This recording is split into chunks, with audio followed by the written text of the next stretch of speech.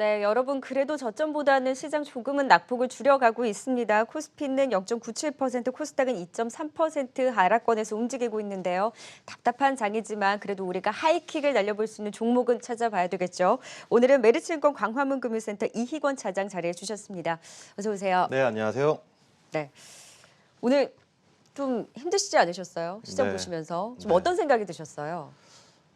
제가 주식을 하면서 가장 안 하려고 하는 행동이 주가를 보고 펀더멘탈을 판단하고 주가를 보고 향후의 주가를 판단하는 걸 굉장히 안 하려고 하거든요. 예를 들어서 주가가 오르면 향후에 주가가 더 오를 것 같고 주가가 오르면 그 기업이 굉장히 좋아 보이고 반대로 주가가 내리면 주가가 더 내릴 것 같고 그 기업이 굉장히 안 좋아 보입니다. 근데 만약 펀더멘탈에 의해서 내리는 그런 시장과 그런 종목들이라면 분명히 펀더멘탈을 내리고 주가가 내리면 뭐 당연히 평가 밸류에이션 자체가 함께 동일한 거기 때문에 매수 매도해야 될 근거가 없는데 지수가 빠질 때 펀더멘탈은 오히려 바닥을 다지고 올라오고 있는데 주가가 빠지는 것 때문에 이 종목은 펀더멘탈이 더 안 좋아질 거야, 업황이 더 안 좋아질 거야 라고 생각하면서 전부 다 바스켓으로 매도하는 그런 경우가 많더라고요. 그렇기 때문에 지금은 시장이 된다 안 된다를 떠나서 이제 이대로 끝날 강세장은 아니다라고 생각하고 결국 어떠한 섹터를 골라야 되는데 주가가 빠지기 때문에 앞으로 더 빠질 것이야, 그리고 더 업황이 안 좋을 것이야, 그렇기 때문에 이 섹터 그리고 공부는 안 할 것이야, 이게 네. 아니라 정말 주가가 빠지는데 펀더멘탈이 어떤 쪽을 좋아지느냐 계속해서 집중적으로 스터디한다면 여기서 매수하느냐 파느냐에 따라서 올 연말 그리고 내년 초의 수익률은 정말 큰 차이가 날 것이다 라고 보고 있습니다. 네, 시장에 흔들리다 보니까 시장과 같이 빠지다 보니 내 종목의 펀더멘털이 좋은데도 불구하고 빠지면 리스크 관리를 해야 되나 바로 생각을 하잖아요. 그럼에도 불구하고 펀더멘털이 받쳐주는데 우리가 견디고 또 이런 조정을 이용해서 오히려 매수의 기회를 삼아볼 수 있는 쪽을 그러면 오늘 잡아주시는 걸까요? 어느 쪽일까요? 네, 반도체 장비 섹터거든요. 네, 예상했습니다. 네. 저는 내년 초, 아니 내년에 삼성전자의 반도체 장비 투자가 사상 최고치가 될 것이다 라고 예상하고 있습니다. 그 근거로 몇 가지 들자라면 첫 번째로 평택 2기의 FFU 턴온인데요. 제가 지난번에도 테스트 설명드릴 때도 말씀을 드렸을 겁니다.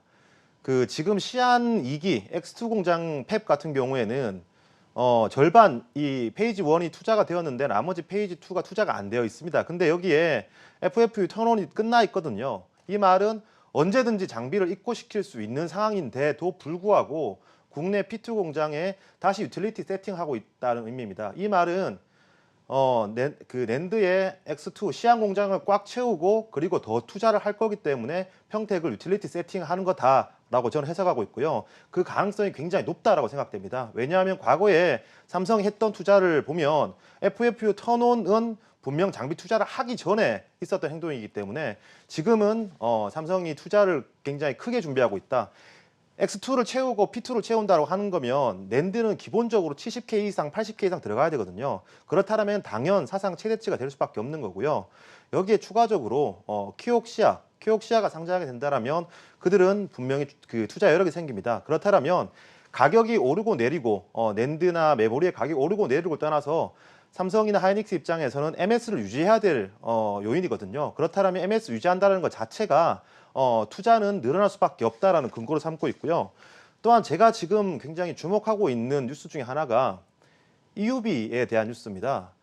어제도 이재용 부회장이 EUV를 획득하기 위해서 ASML을 방문했다는 기사가 있는데 그런 소식을 들으면 대부분 투자자분들이나 여기에 나와서 말씀하시는 분들 EUV 관련주를 사야 됩니다라고 이야기하는데 실제로 우리나라에서 EUV에 들어갈 수 있는 나라는 기업은 하나도 없습니다. 제가 2년, 3년 전부터 PR이든 뭐든 찾았는데 없는 상황이거든요.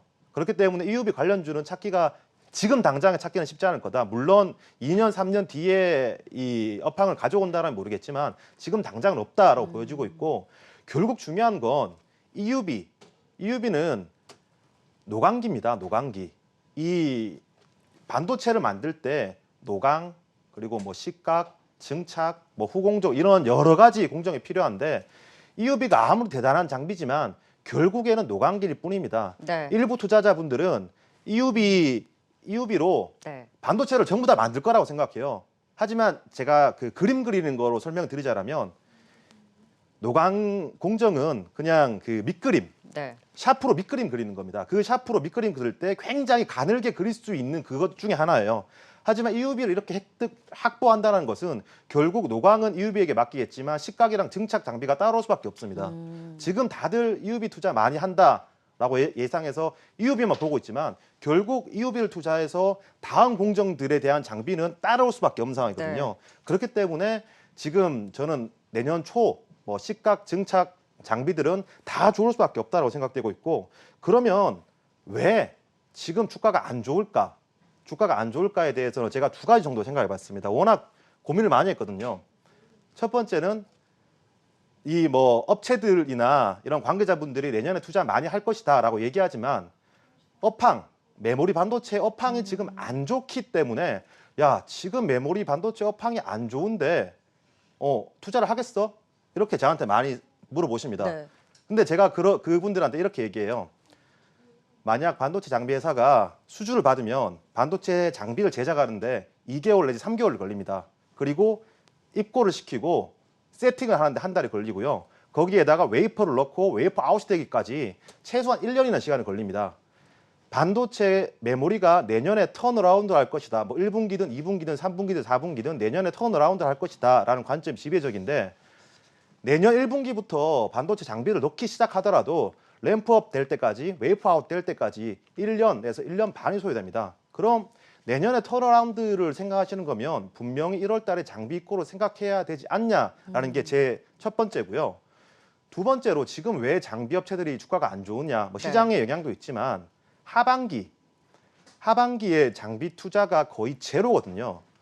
과거에 업황이 안 좋을 때 삼성전자가 이 투자가 없긴 했지만 네. 제로인 수준은 없었어요. 그 이유는 저는 삼성전자의 FCF, 그러니까 잉여연금 흐름에 있다고 생각하고, 3년 전에 삼성전자가 3년 동안에 이 FCF를 통해서 재원을 극대화하겠습니다라고 얘기했기 때문에 이 3년이 끝나는 올해를 기점으로 내년부터는 대규모 투자가 있을 것이다. 그렇기 때문에 반도체 장비는 지금 사서 올해 연말 내년에는 상당히 그 투자 기대감에 의해서 주가가 더 갈 것이다라고 보여집니다. 그러니까 정리해 보면 지금 투자도 할 거고 업황도 좋아질 거니까 지금 안 간다고 해서 포기하는 게 아니라 지금이 모아갈 때다라고 네. 하셨으면 바로 하이킥 종목 찾아볼까요? 네, 첫 번째 종목은 테스입니다. 테스형 나왔습니까? 왜냐하면 기업 탐방 리포트 때도 이야기해 주셨잖아요. 이제 좀 갑니까? 네, 제가 그 말씀드릴 때 이제 테스트를 제가 1개월에서 2개월 계속 업데이트 해드리겠다고 말씀드렸는데, 그만큼 장기적으로 제가 빠지든 오르든 간에 그 자신 있다라고 생각해서 말씀드린 거고요. 삼성전자가 낸드 투자를 했을 때 가장 최대 수요가 될 수 있는 종목입니다. 게다가 지금 적층화가 V6에서 V7으로 진행되고 있는데, 이 적층화가 늘어나면 늘어날수록 테스의 이 장비의 양은 늘어날 거고요. 장비의 단가도 함께 늘어날 수밖에 없습니다. 그렇기 때문에 저는 내년에 테스 매출액이 3천억 이상 갈 거라고 보고 있고요. 그 증권사에서 테스의 내년 매출액을 2천억, 그리고 목표 주가를 27,000원으로 제시를 했던데, 만약 매출액이 3천억이 넘어간다면 이 목표 주가의 50% 이상은 올라가야 되는 상황이고요. 만약 2천억을 간다고 하더라도 27,000원 지금보다 업사이드가 있는 상황입니다. 때문에 올해 대비해서 내년에 역성장할 가능성은 저는 뭐 거의 제로에 가깝다라고 생각하기 때문에 테스 같은 경우에는 지금 굉장히 모아가야 될 시기다라고 생각합니다. 자, 테스형 나훈아 관련주라고도 불립니다. 사실 농담이지만 일단 이익원 차장의 반도체 관심주 안에서도 탑픽은 일단 테스형. 테스는 일단 35,000원까지 하이킥을 날려주셨습니다. 가장 이 투자에 대한 기대감이 높은 종목이다라고 짚어주셨고, 짧게 두 번째 하이킥 종목도 찾아볼까요? 네, 워낙 제가 설명을 많이 드렸죠. 유진테크인데요. 네. 동사에 제가 그 가장 큰 포인트가 신규 장비인 ALD 장비가 코어를 통과할 것이다라고 말씀드렸는데, 최근에 나온 리포트를 확인해 보면 ALD 장비가 코어를 완료되었다라고 나왔습니다. 바이오 기업으로 치자면 라이센스 아웃을 성공을 한 거고요. 내년에 삼성이 평택 2기 투자, D램 투자를 할 때 1Z 나노를 투자할 텐데, 1Z 나노에 동사의 그 코어를 통과한 ALD 장비는 당연히 들어갈 수밖에 없는 상황이고요. 이 ALD 장비에서 추가적으로 라지 배치형, 그리고 D램만 완료가 됐는데 낸드 파운드리의 퀄이 계속 순차적으로 대기해 있기 때문에 동사는 실적도 증가되고 투자에 대한 기대감도 있을 뿐더러 라이센스 아웃을 할 수 있는 파이프라인도 상당히 많이 갖춰진 기업이기 때문에 테스 같은 경우에 제가 EPS에 대한 증익이 첫 번째 모멘텀이라면 유진테크 같은 경우에는 EPS 증익은 테스에 비해서 조금은 낮을지 모르겠지만 멀티플을 상당히 높게 줄 수 있는 그런 종목이다라고 생각됩니다. 네, 그래서 유진테크의 하이킥은 38,000원까지 날려주셨습니다. 여전히 반도체주에 대해서는 중심을 가져가면서 조정을 이용해서 매수를 해보자. 유진테크와 함께 테스형, 테스까지 오늘 또 AS 해주셨습니다. 지금까지 메리츠증권 광화문금융센터 이건 차장이었습니다. 고맙습니다.